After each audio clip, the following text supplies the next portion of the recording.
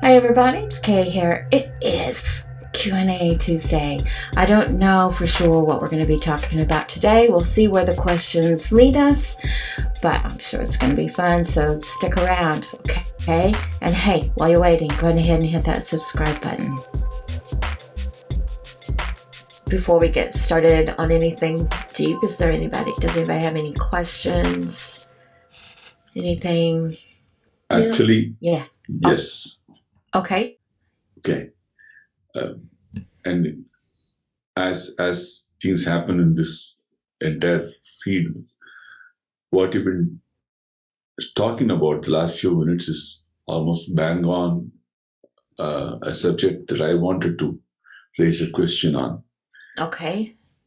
I'm right now reading this book. Can you see it straight sides up? Applications of impossible things. Okay. This is another near-death experience. Natalie Sutton. She had this interesting experience of being blown up by an IED in Iraq. And then she calls it the blink environment, because in a blink she was there, and then in a blink she was back. Right. Anyway, and then the experiences of being there and recollecting what was the environment and what is all of this about, etc., etc. So this and many other NDEs that I read led me to this question, that these individuals come back with an extraordinarily vivid experience of having been in a different realm, and there are some elements in which these realms are reported in an identical manner in terms of the feelings of the realm, of the immense peace and the immense, words fail for these authors to describe the experience of love, to describe the experience of acceptance, of joy. They seem, human words and human experience appear to be pale shadows of what is available in that realm. That said, there are many points in which these realms differ very sharply, and I can hear the authenticity of the author's experience. Like this person is extremely clear and very lucid about what she experienced out there.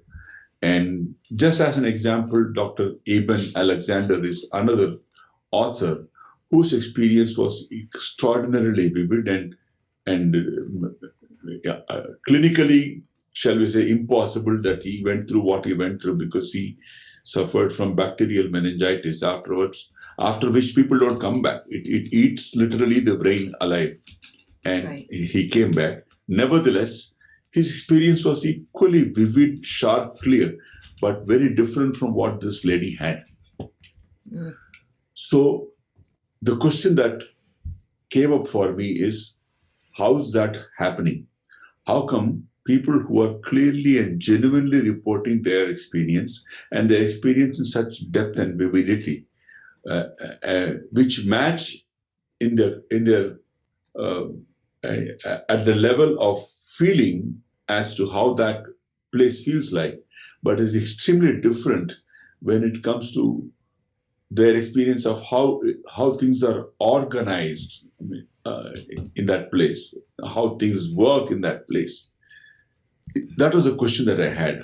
How come it's so different for different individuals?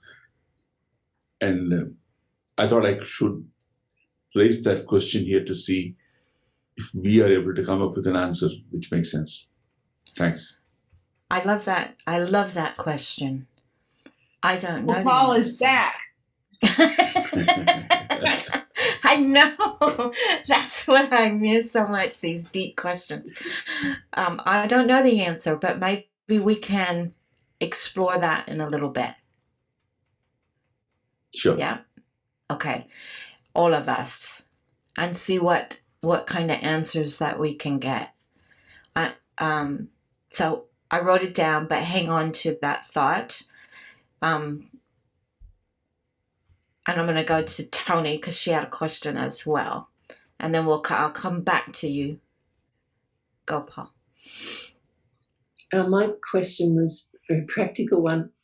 Just when you're doing private sittings, do you screen people that approach you for a sitting? Like if it's via email or anything at all? I just heard something on a podcast, and just for things like, people who might be a little bit mentally unstable or might be using drugs or whatever. Mm-hmm. Do you have any kind of process that you screen people? I know. Usually I don't even know who my client is until I sit down to do the reading, and I see their name pops up on my computer. I usually don't pay any attention to it. But here's what I do is when I'm, like 5 minutes before time, and I know that my client's going to be there in the waiting room or maybe already there in the waiting room, I connect soul to soul with the client, not spirit, but with the client. And I was trained to meet the needs of the client. And so that's one of the reasons why I do that, meet the needs. But I link in with them, soul to soul, to see what is it that their soul needs. And sometimes during that time, I might pick up on something. Mm. I do give the client benefit of the doubt, but if I pick up something prior to letting them in, it's there in the back of my head, so I'm watching and I'm just, careful with it. But if I get a sense that the client is using drugs of any kind right then and there, I don't continue. If I feel that they're mentally unstable, I don't continue. Yeah. And I refund them their money. I just refund it because it's not the right time. Mm-hmm. It's just not the right time for them to get a reading. And I don't even give them a reason. I just say, I'm sorry, it's just not working today. I'm going to refund your money, and perhaps we can try this at a later date. That's it. Hey, do you find that along that line that somebody who's on, let's say, antidepressants, is that up to affect the reading? If they are stable, I think it's okay. They're stable, yeah. Yeah, for me, it's stable. And it's the same thing for teaching. I mean, you could, be on medications to balance out, bipolar or whatever it is that you may have. As long as you're stable, I think it's fine. I'm talking when they're not stable. Mm-hmm. If they're not stable,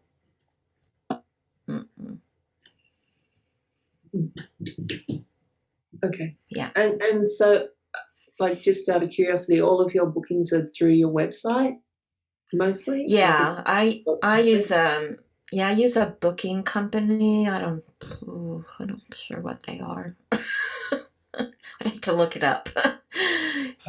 But it's a booking company, which I like it because it'll send you reminders. It automatically sets up a Zoom meeting for me. I don't have to do that. It cuts out a lot of work for me. And it's one that my website, I use Squarespace, and so Squarespace automatically partners with them anyway. So it just works. All right. Good. All right, so let's go back to Gopal's question. One of the things in this line of work, I think it's important for us as developing mediums, as working mediums, as mediums, no matter what level we are on, to always be be inquisitive and push the boundaries to see what are we capable of. I mean, we know through research and science that we're a pretty powerful machine. The humanness of us as it is. But what if we go within us and we take a look at our soul and our spirit, two separate parts of us that work in tandem together. So soul, spirit, to me, they're interchangeable, but just, because they work together. But what if, we know that the mind and the body is an incredible machine, but what about that aspect of us, the soul aspect, the spirit aspect, that's connected to a divine creator? What is that capable of? Well, we already know through our work that we can quiet down the physical mind and move into a space where we can use thought process, telepathy, energy, and connect with those beings in the other world. We already know we can do that. So if we can do that, what else can we do? What else is possible? When I was early in my training, and I didn't really have a teacher then, and so I wrote. That's what I did. I wrote stuff. I'd ask questions, and then I would go within and just start writing and allow my soul to write me answers and things. And at the time, I thought it was all just a bunch of rubbish. But now I go back and read some of it, and I'm like going, holy moly. I wrote that? Now it's more profound. Some of it is quite profound. And I'm like going, wow, that's pretty amazing. So if I'm capable of doing that, the soul, the spirit is capable of doing that. It's capable of far more. And I used to get, I'd always ask my guides, just tell me. And they always said, my guide always said, you have the key to all the wisdom that you need. It's all within you. All of it. And you have the key. I can't tell you how many times that is in my writing. I got stacks of books that I've journaled in during that time period. And that I got that message all the time. Go within, you hold the key to every answer that you seek. So Gopal, if that is true, we should be able to go within and find this answer. Right? I wonder where I put the key. I don't know where I put it. It's funny you should say that, Gopal, because I used to say all the time, would you just show me the bloody key? Yeah. Where is it? Yeah. Quit running me in circles. Exactly, right? I know. Yeah, they never showed me where the key was. Never did. In a sense, as you're saying that, what I'm struck by is just right now, when Gopal's and you're saying that, we have a preconception of what a key looks like. Absolutely, yeah. Or what it is. So and maybe when we the key question that. Yeah, maybe the key is just go within. Seek from within. Mm-hmm. Because I have that lesson over and over and over.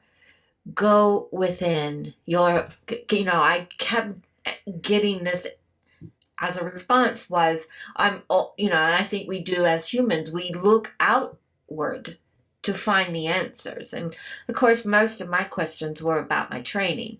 I was always seeking outward. The tutor should be able to tell me how to get through this roadblock that I'm on. And I kept getting, go within, and you'll find your answers. And that I held the key. So maybe that's the key, Gopal. Just go within. I don't know. But I know that when I went within, and I would always pose my question at the top of the page. And then I would just close my eyes and I would just go within. And then I would just start writing and I would get some pretty good stuff. Sounded like rubbish. So I got an answer just now, Kay. Yeah. The other world is anything you want it to be. It is the world of infinite possibility. I believe that. And it shows up in whatever form works for you. Mm-hmm. That's what I was thinking too, Gopal. Everybody's different. Yeah. And based on your experiences. Yeah. Deborah? Based on my experiences, based on what I'm ready for, based on what I can handle. Gopal, So there might be an I'm sorry, I thought you were finished. Please go ahead. Okay. So, and that reminds me, now that this answer has come, that reminds me of something I read long ago by a common gentleman that all of us will probably remember, Neil Donald Walsh, in one of the series of Conversations with God, where he says that realm is the realm of thought, as in to think is to be, to think is to create. So that realm is one that creates by thought. And there doesn't have to be any isness to the world beyond the capability of conceiving that world. And that world shows up the way you like to conceive it, because being limited to our physical spatial senses at this point of time, it's impossible to express that world in terms of our physical senses, because it is not in any way bound by our physicality. It literally is beyond that. Our physicality exists as a possibility in that world. It has no limitation on that world whatsoever. And so it really shows up as you like to see it, or as you are ready to see it. Yeah. I believe that. Definitely that there's some truth to that.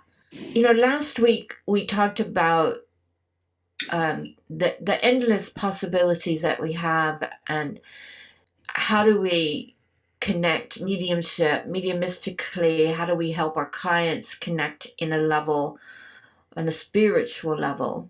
And it kind of in a way can go this way as well. I was wanting to try and do some just experiments. I don't know if they're going to work. Maybe they will, maybe they won't. Where we go not necessarily with spirit, but go within and see what the soul has to share with us. Because we can learn so much from our soul, and that's part of this development that we do. Because everything, about 95-ish% of what we do is on a soul-to-soul level. Soul-to-soul with the living, soul-to-soul with those that are in the other world. So it's important to understand and to be able to connect with our own soul. And if we understand and we can gather information from within, it can only enhance our mediumship. That's my thinking. Does that make sense? Yes. Yeah. And I often wonder if we do enough soul work, because we all want to be able to get more evidence. We all want that. We all want to know how to connect better. We all want to know how to do all of that. My thinking is, if we understand our own soul and if we go within, it'll help all of that. If that makes sense. Yeah. So I was thinking today, and this is an excellent question, Gopal, that we could use this, was for us to just do an experiment where we go deep within, not necessarily connecting with spirit, but connecting with our own spirit, our own soul, and seeing if we can experience the other world. Does that make sense? Or get an answer to this. Let me think that through. I'd like to do it two ways. I'd like to do it on the soul level, see what we get. Then I'd like to do it on the spirit level, where we have somebody from the spirit world show us their world. As you will have clients who will ask you, what's it like in the spirit world? And it'd be interesting to see if what the soul shows us is similar to what spirit shows us. So, are you on board for that experiment? And just see. Okay. All right. So what I'm going to do is I'm going to take you. I'm not going to bring you out. We're going to do them both. We're going to start with the soul, and then we're going to invite spirit. So I'm going to take you. I'm going to try to get you deep into a meditative state, and then go from there. So it's going to be guided. I don't know what's going to come, so we'll see. We'll see what happens. I'm gonna let my soul guide me. All right. So just get comfortable. Go ahead and close your eyes. I'm just gonna mute you, Brooke. I gotcha. Just close your eyes. And take a couple of deep breaths in, allowing yourself to clear your mind. Now with each breath in and each breath out, I want you to just begin to relax the body. So we're going to go deep within. So just begin to relax the shoulders, arms, just releasing all the tension. Just allow yourself to sink into the chair where you're sitting. Continue to relax, going deeper. Find that place within you where your light shines. And focus on that light. With each breath, go deeper into the light. To the depths of your soul. Allowing that light to grow and expand within you. This is your power, the power of your soul. To imagine, if you will, that in this power of your soul, you can find all the answers that you need. You only need to go deep within, connecting to the spirit within your soul. Feel that power, I want you to visualize yourself standing there, your spirit self, standing in the midst of all your power, your energy. See yourself there.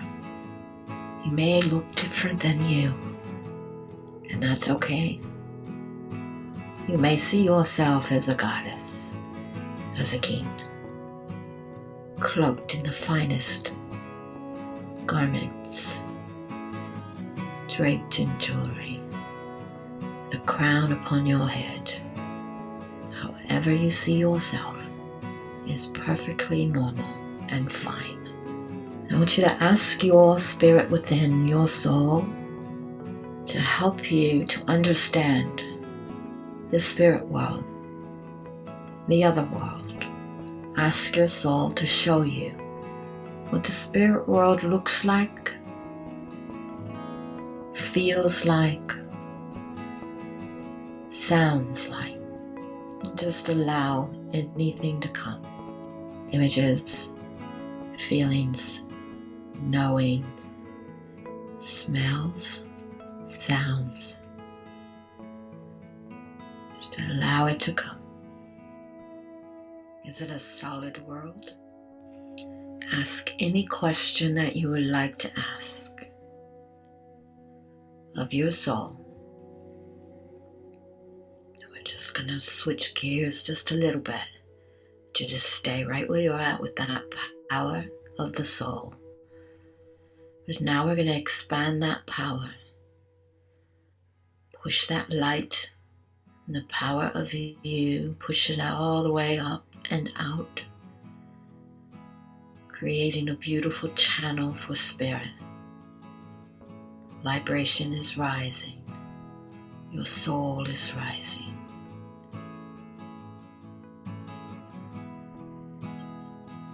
Moving upwards.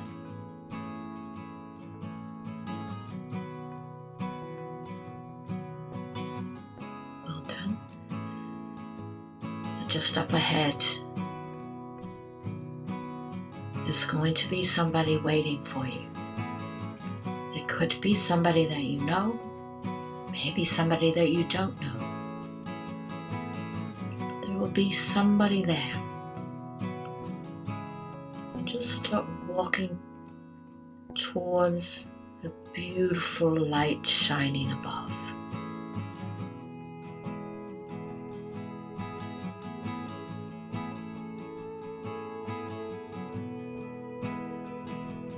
As you get closer, you can see a figure emerging. And while your physical eyes may not recognize this person, your soul will. Your spiritual self will recognize.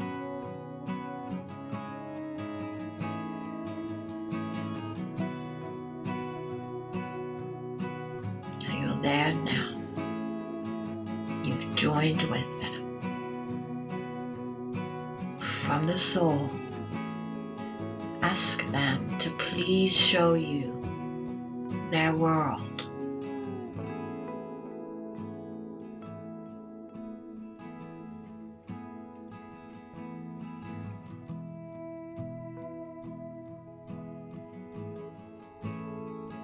What does it feel like? What can you see?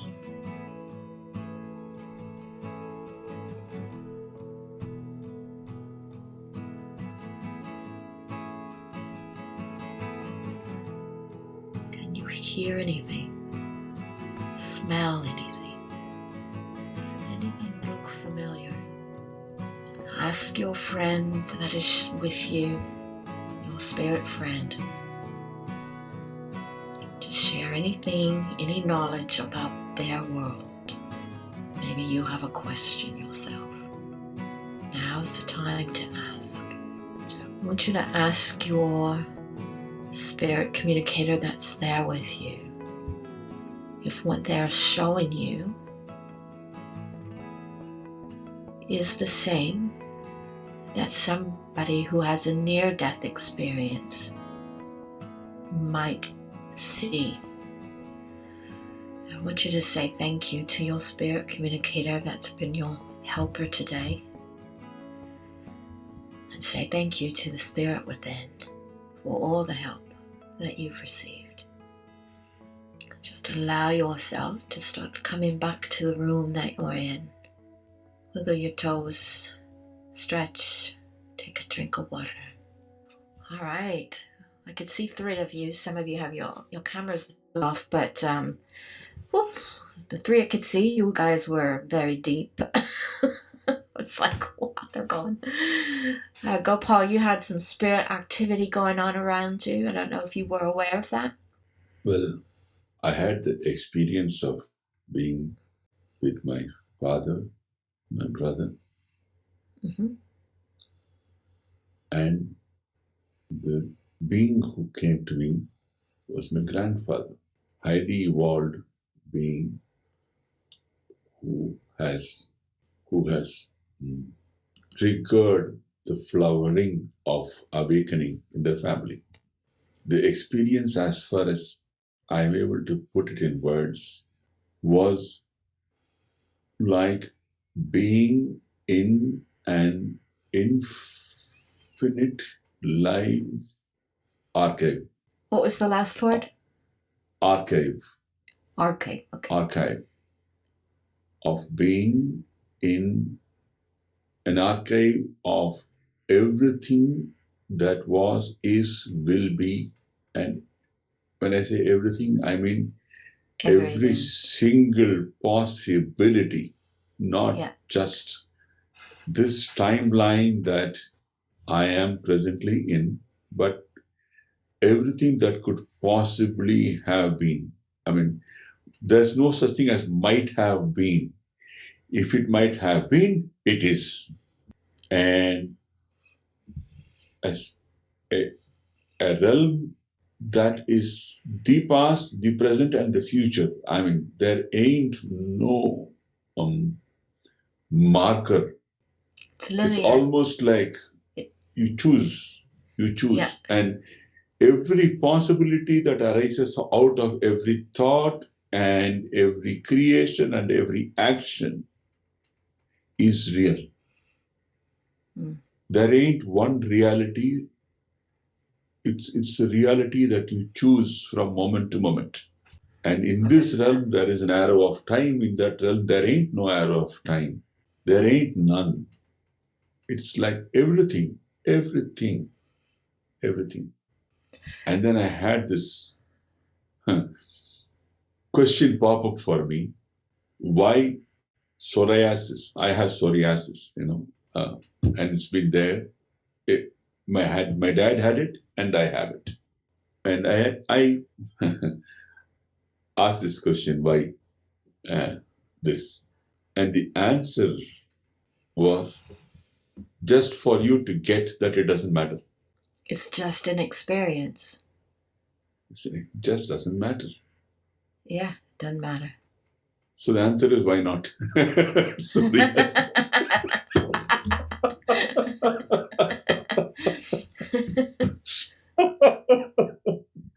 I said, okay, thank you. That's about when you said, okay, come back. Good. Anybody else? I mean, I know, thank you. Anybody else want to share what they saw, what they felt? Was it similar from the soul to spirit, or was it different? If I could just posit something that I'm thinking about. I know I've journeyed, and I believe it was 2 different experiences.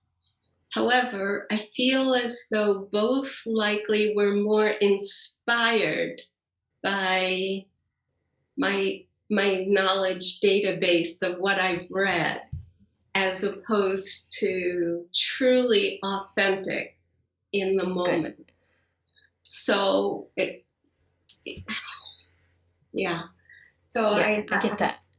Yeah. So it kind of is like, well, is that okay? Or am I just kidding myself or whatnot? But as far as Gopal's initial question about the NDEs being different. Firstly, I wasn't aware that they were different in important ways. When you said that, I was like, yeah, they kind of share a lot of commonality. And I'm not sure to what you were specifically referring as being important differences. But apropos that, oh, I'm getting chills. What I got was these people who have these experiences, they are not going to die. And it's known that they're not going to die. And the experience that they have, and the reason they're not going to die, is because they need to come back to finish or continue their life work and lesson, generally like in a particular area. So I got the sense that their experience may be unique in the way it differentiates from others as to what it is for them specifically. And I'm glad you said that, because I wasn't going on the journey with you, but I was getting information anyway. And when I posed that question, I immediately got, it's a snapshot in time. It can't be compared, because their experience is not death. It's a moment in time where they touch the other world, and I think you could be onto something there, depending on the reason of why they're coming back. Their experience can reflect that, because it's to almost catapult them for the work that they have ahead. Does that make sense? So, yeah, that makes, yeah, good. And Can I say perhaps, something? Sorry. yeah. Can I just say this real quick? And perhaps, Deborah, I understand what you're saying, that sometimes it just feels like I'm getting what I already know or what I've already read. And I actually had that conversation with one of my mentors just the other day. And the response was, stay with it, go deeper. Stay with it, go deeper, maybe for longer periods, but keep with it, and you'll have your aha moments. And actually you did have an aha moment when you got the answer, which was the whole reason why we did this. You got that answer. Yeah, good. Tony, go Paul, what? Yeah, just this, that the variety of experience only goes to establish the infinity of dimensions that is in all there is.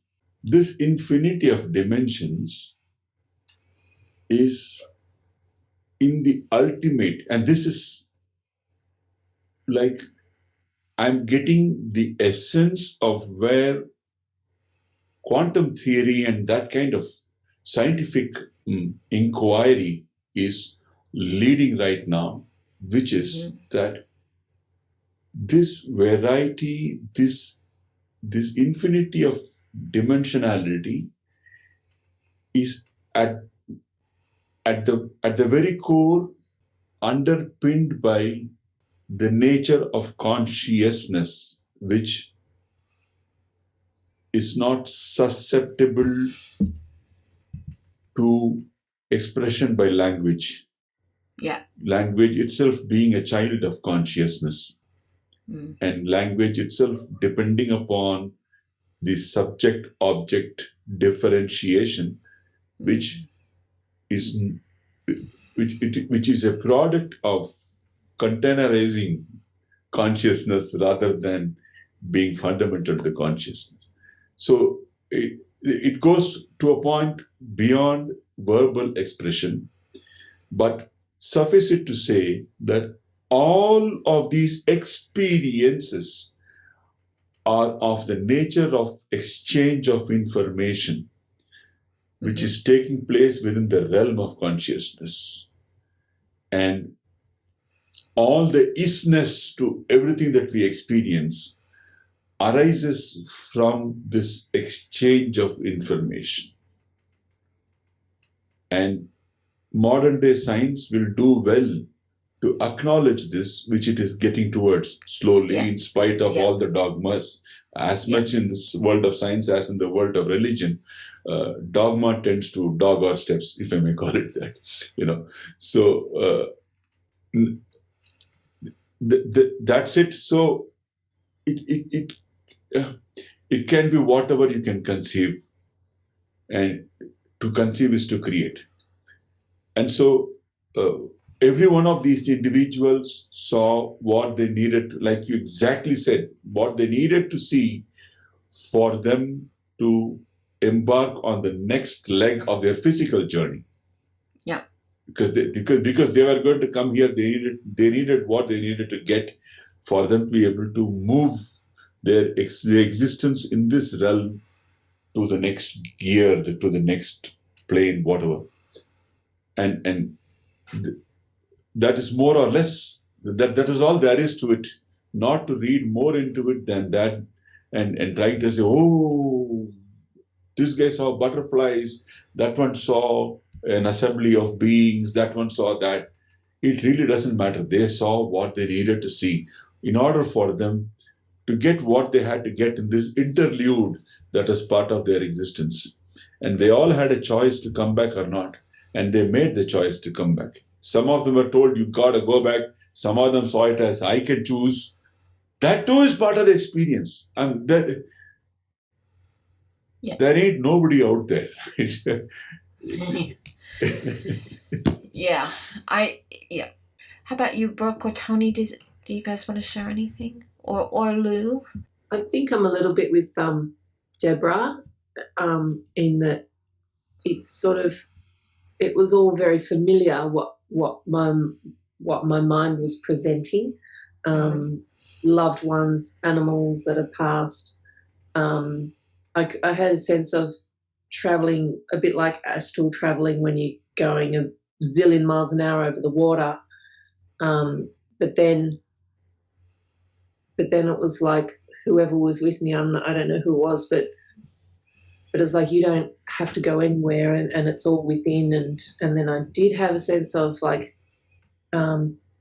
being at a lake and a pebble being dropped and ripple effects and overseeing the lives of loved ones on the physical plane. And so it was subtle, but it was expansive. And then I was sort of shown a lot of things very quickly, but I never, I don't see things very clearly. It's so subtle. And then there's, it was like, yes, it's all here.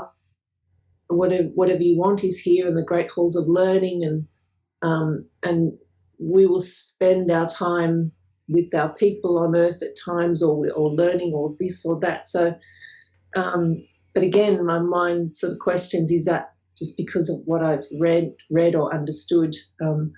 So I think I would like to, experiment with that more and go deeper. Yeah. How about you, Brooke? I'm sorry. Yeah, I agree. I think I need to just sit, but I like having questions to find my answers to. And writing is my thing, so I can understand it's going to come out of writing for me, but I want to experience it and see it. I know that my dad has shown me where he lives in the spirit world. So I can't even explain it, what I saw, because the colors I saw there were not it's not, there's green, but it's not green like our green. There's blue, but it's not blue like our blue. It was just so different. And it was so peaceful, and it was just, I did feel that sense of love, and surprised to see that he has all of our animals, all of them, They're all there, all of them. But I wasn't surprised to see that he was living in a very simple house, because he was such a simple man. And he had a river right next to him where he could catch all the trout he wanted, because he loved trout fishing. And so I wasn't surprised to see that he was in a country setting, and the trout river was right there beside him, and all the animals. He had them all. They all were there. I said, all my animals. He had my animals. Animals that he never met, he had them. So it was interesting what I saw. But is there anything you wanted to share? The going to my soul, it was kind of just a knowing that it's kind of touching on what Gopal was saying earlier, or Deborah, that it's different for everybody, because we have a different frame of reference or right. experience in terms of us being able to receive communication. But then when you had us, with spirit, a man came through. I have no idea who this man was. And then I was cast into this. It was totally a visual of colors, that were just all running together. They weren't segregated. And so I just was there in all this color. There were no shapes, nothing else. And then suddenly there was a black cast iron frying pan that appeared. I have no idea what that means. So, but I'm also really tired. I didn't get much sleep last night. Yeah. So I don't know. I'm going to try. And the colors could be, because that's how they see, we're lighted. Yeah. That made sense to me. Because the color's just energy. That's it. That's all that is. Mm-hmm. Yeah. So, I didn't see scenes or houses or oceans or, it was just all, Yeah. So it's, I like doing this kind of thing. I like practicing my mediumship too, and getting deeper with my evidence.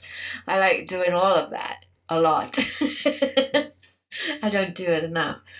But this is another aspect of mediumship, especially once you start taking on your clients.